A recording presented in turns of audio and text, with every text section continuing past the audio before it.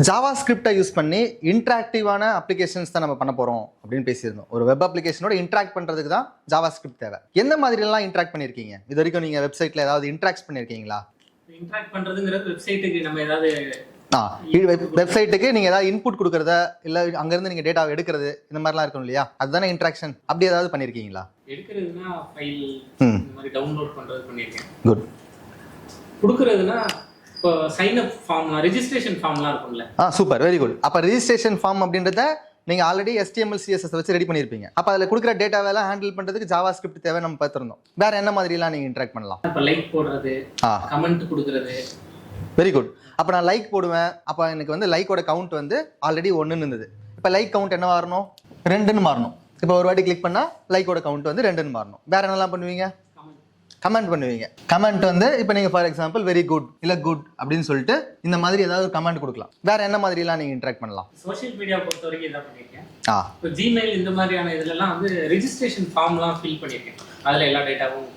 Super. Registration ஃபார்ம்லாம் வந்து fill பண்ணுறதுன்றது சூப்பரான ஒரு இன்ட்ராக்ஷன். அப்போ ரிஜிஸ்ட்ரேஷன் ஃபார்மில் நிறைய டேட்டா இருக்குமே. என்ன மாதிரியான டேட்டாலாம் கொடுத்துருக்கீங்க? யூசர் நேம் கேட்கும். யூசர் நேம் கேட்கும். பாஸ்வேர்டு கேட்கும். பாஸ்வேர்டு கேட்கும். பாஸ்வேர்டை ரீஎன்டர் பண்ண சொல்லுவோம்.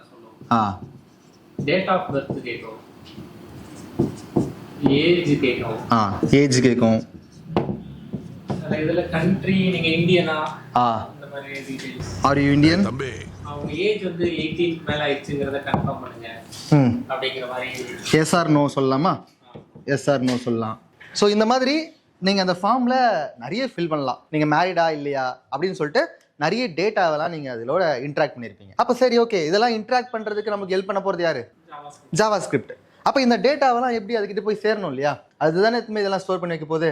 அப்போ இதெல்லாம் எடுத்துகிட்டு போகிறதுக்கு அதுக்கு இந்த டேட்டாவை பற்றின நாலேஜ் இருக்கணும்ல. அது எப்படி இதை புரிஞ்சுக்குது அப்படின்னு நம்ம பார்க்கலாமா?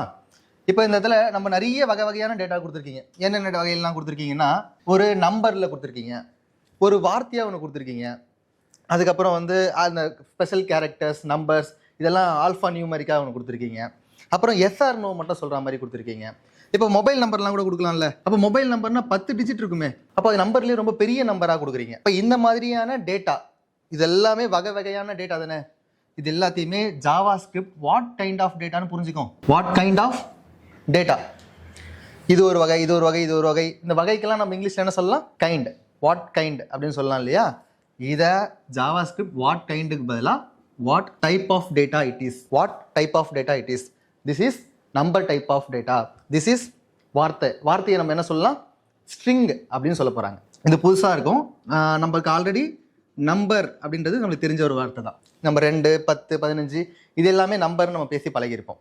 இந்த நம்பர்லேயே பெரிய நம்பர்னு ஒன்று சொன்னோம்ல. அப்போ பெரிய நம்பரை ஜாவா ஸ்கிரிப்ட் எப்படி புரிஞ்சுக்கும் அப்படின்னா பிக் இன்டிஜர் அப்படின்னு புரிஞ்சுக்கும். பொதுவாக நம்பர்ஸை வந்து ப்ரோக்ராமிங் லாங்குவேஜ் இன்டிஜர் அப்படின்னு சொல்லுவாங்க. அதை தான் இங்கே ஷார்ட்டாக இன்ட் அப்படின்னு யூஸ் பண்ணியிருக்கோம். சரி, இது எல்லாமே நியூமெரிக் நம்பர்ஸ். நியூமெரிக்ஸ் எல்லாம் நம்ம ஸ்டோர் பண்ணிக்கலாம். அது இல்லாமல் இந்த பாருங்களேன், வார்த்தை ABCD இந்த ஏதோ சம் கேரக்டர்ஸ் எல்லாம் சேர்த்து இருக்கு இல்லையா? இதெல்லாம் நம்ம வார்த்தை வேர்டுன்னு சொல்லுவோம். அப்போ இதை டெக்னிக்கலாக பேசும்போது எல்லா ப்ரோக்ராமிங் லாங்குவேஜையும் இதை ஸ்ட்ரிங்குன்னு சொல்லுவாங்க. அப்போ ஸ்ட்ரிங்னா என்னது? ஒரு வார்த்தையை வந்து டெக்னிக்கலாக சொல்லும் போது ஸ்ட்ரிங்குன்னு சொல்லலாம். இந்த இடத்துல எஸ்ஆர் நோன்னு சொல்கிறாங்க இல்லையா? ஒன்று ஆமாம் இல்லை இல்லை. அப்போ அந்த மாதிரியான கேள்வி பதிலுக்கு இவங்க ட்ரூ ஆர் ஃபால்ஸ்ன்னு வச்சுருப்பாங்க. ஒன்று ட்ரூ சொல்லுங்கள், இல்லைனா ஃபால்ஸ் அப்படின்றத சொல்லுங்கள். அப்போ இந்த மாதிரியான டேட்டா இருக்கு இல்லையா? இது எல்லாத்தையும் பூலியன் அப்படின்ற டைப்பில் ஜாவா ஸ்கிரிப்ட் புரிஞ்சிக்கும். என்னென்ன வகையெல்லாம் பார்த்துருக்கோம்? நம்பருக்கு ஒன்று இருக்குது, பெரிய நம்பராக இருந்தால் அதுக்கு ஒன்று இருக்குது, வார்த்தையை கொடுக்குறதா இருந்தால் ஸ்ட்ரிங்குன்னு கொடுக்குறோம். அதே மாதிரி பூலியன் அப்படின்றது ட்ரூ ஆர் ஃபால்ஸை கொடுக்குறது. இது இல்லாமல் இன்னும் சில டெக்னிக்கல் டேட்டா டைப்ஸும் இருக்குது. அது நம்ம என்னென்ன இருக்குது அப்படின்றதெல்லாம் போக போக பார்ப்போம். என்னென்னு மட்டும் சொல்கிறேன், நோட் பண்ணி வச்சுக்கோங்க. நல் அப்படின்னு ஒரு டேட்டா டைப் இருக்குது. அதுக்கப்புறம் அன்டிஃபைன்டு அப்படின்னு ஒரு டேட்டா டைப் இருக்குது. அண்ட் தென் ஃபைனலி சிம்பிள் அப்படின்னு சொல்லிட்டு மொத்தம் எத்தனை டேட்டா டைப்ஸ் எழுதியிருக்கோம்? 1 2 3 4 5 6 7. அப்போ 7 டேட்டா டைப்ஸை ஜாவா ஸ்கிரிப்டில் இருக்கா அப்படின்னு கேட்டால் இல்லை. ரெண்டே டேட்டா டைப் தான் இருக்குது. அப்புறம் எதுக்குங்க இந்த 7 எழுதியிருக்கீங்க அப்படின்னு கேட்டிங்கன்னா, மொத்தம் 2 டேட்டா டைப் தான். ஒன்று ப்ரிமிட்டிவ் டேட்டா டைப்னு ஒன்று, ரெண்டாவது நான் ப்ரிமிட்டிவ் டேட்டா டைப்னு ஒன்று. இதுக்கு ஏதாவது கேள்வி இருக்கா? ப்ரிமிட்டிவ்னா என்ன, நான் ப்ரிமிட்டிவ்னா என்ன? எனக்கு ஒரு கேள்வி வேறு இருக்குது. என்ன கேள்வினா, அப்ப இந்த 7 டேட்டா டைப்னு உள்ள சொல்லிட்டு இருந்தீங்களா? அப்ப இதெல்லாம் டேட்டா டைப் கிடையாதா? அப்ப இது 7 இது 2 அப்போ 9 தானே சொல்லியிருக்கணும்.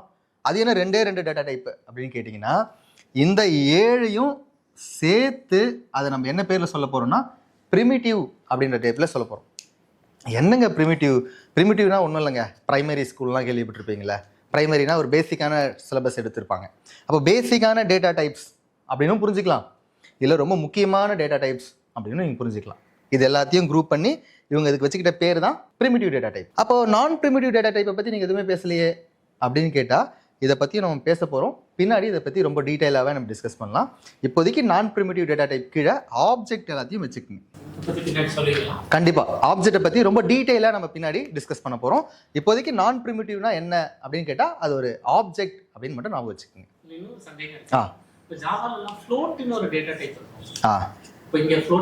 ஃப்ளோட் கிடையாது.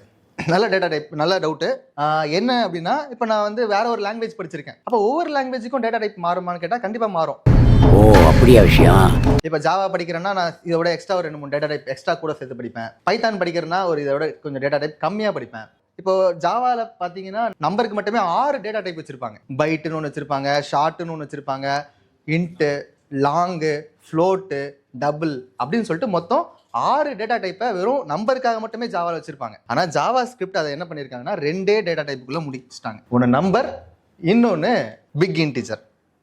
அதுக்கு பதிலாக இவங்க இன்னும் கொஞ்சம் ஒரு 3 டேட்டா டைப்பை எக்ஸ்ட்ராவாக இந்த இடத்துல வந்து ஆட் பண்ணிக்கிட்டாங்க. கேரக்டரும் கிடையாது. நம்பரை எப்படி கொடுப்போம் அப்படின்னா, ஜாவா ஸ்கிரிப்டில் நம்பரை நீங்கள் அப்படியே கொடுக்கலாம். 10, 100 எப்படி வேணாலும் கொடுத்துக்கலாம். இது எல்லாமே என்னது? நம்பர். அதே இப்போ ஸ்ட்ரிங்லாம் இருக்குல்ல, இந்த நம்ம அடுத்து பேசியிருந்தோம்ல, அப்போ பிக் இன்டிஜர் ஒன்று இருக்குது. அப்போ பிக் இன்டிஜர் எப்படி கொடுக்கறது?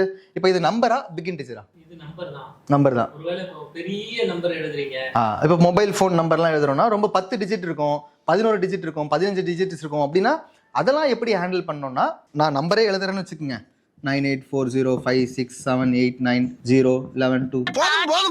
லிஸ்ட் பெருசா போய்கிட்டு இருக்கு. இது மாதிரி ஒரு பெரிய நம்பர் எழுதிருக்கேன். இதை டிஃபால்ட்டா ஜாவா ஸ்கிரிப்ட் நம்பரை தான் எடுத்துக்கும். அப்போ நான் பிக் இன்டிஜர் ஜாவா ஸ்கிரிப்ட் கிட்ட சொல்லணும். அப்போ அதுக்கு நான் யூஸ் பண்ணுறது தான் என் அப்படின்னு முடிக்கணும். நீங்கள் ஒரு நம்பரை எழுதி கடைசியாக முடிக்கும் போது என்னன்னு முடிச்சா ஜாவா ஸ்கிரிப்ட் ஓ இது வந்து பெரிய நம்பர் போல, பிக் இன்டிஜர் நம்பர் போல அப்படின்ற டேட்டா டைப் கீழே ஸ்டோர் பண்ணிக்கும். இப்போ நீங்க நம்பருக்கு வந்து ஒரு டேட்டா டைப் சொன்னீங்க, ஸ்ட்ரிங்னா வார்த்தைன்னு சொன்னீங்க. இப்போ வார்த்தையில தான் ஆல்பபெட்ஸ்லாம் இருக்கலாம் அப்படிங்கிற மாதிரி சொன்னீங்க. இப்போ என்னன்னு எழுதுனீங்கன்னா இது ஸ்ட்ரிங்கா எடுத்துக்குமா இல்ல இத நம்பரா பிக் இன்டிஜர்? நல்ல டவுட். அப்ப நான் வந்து கேரக்டர்ஸ் ஆல்பா நியூமெரிக்கல்ல இருக்கு, அப்ப இதை எப்படி வந்து ஸ்ட்ரிங்கா எடுத்துக்குமான்னு கேட்டிங்கன்னா ஸ்ட்ரிங்கா எடுத்துக்காது. n அப்படின்றது ஒரு டினாமினேட்டர். இது வந்து இது என்ன டைப் ஆஃப் டேட்டா அப்படின்றத ஜாவா ஸ்கிரிப்ட் கிட்ட நம்ம டினோட் பண்றதுக்காக வச்சிருக்கிற ஒரு ஸ்பெஷல் கேரக்டர், அவ்வளவுதான். ஒரு சிம்பிளாக நான் என்னன்னு சொல்லிட்டேன்னா ஓகே இது வந்து ஜாவா ஸ்கிரிப்ட் வந்து பிக் இன்டிஜர் அப்படின்னு வச்சுக்கோம். அப்போ நான் இதுக்கு பக்கத்துலேயும் என்ன போடலாமா? போட்டுக்க வேண்டியதான். இதை வந்து பெரிய நம்பர் பின்னாடி ஒரு வேளை மேபி இதோட பெரிய நம்பராக சொல்லுவோம் போல அப்படின்னு நினச்சி வச்சுக்கோம். இன்னொரு ஒரு சந்தேகம் இருக்கு. இப்போ ஸ்ட்ரிங்னு சொல்றதுல இப்போ நீங்க எழுதியிருக்கிற எக்ஸாம்பிள் யூசர் நேம் ஏபிசின்னு எழுதிருக்கீங்க, அது வந்து எனக்கு ஸ்ட்ரிங்னு புரிஞ்சிருச்சு. இப்போ பாஸ்வேர்டு ஏபிசி 123 எழுதிருக்கீங்க. இப்போ ஸ்ட்ரிங்குக்குள்ள நம்பர் எழுதலாமா? எழுத்து மட்டும்தான் இருக்கு. நல்ல டவுட். கீபோர்டில் இருக்கிற எந்த கேரக்டர்ஸ் வேணா யூஸ் பண்ணிக்கலாம். கீபோர்டில் இருக்கிற எல்லா கேரக்டர்ஸையும் சேர்த்து ஒரு சின்ன டபுள் கோட்ஸ் போட்டுக்கிட்டிங்கன்னா அது என்னவா மாறிடும்னா ஸ்ட்ரிங்காக மாறிடும்.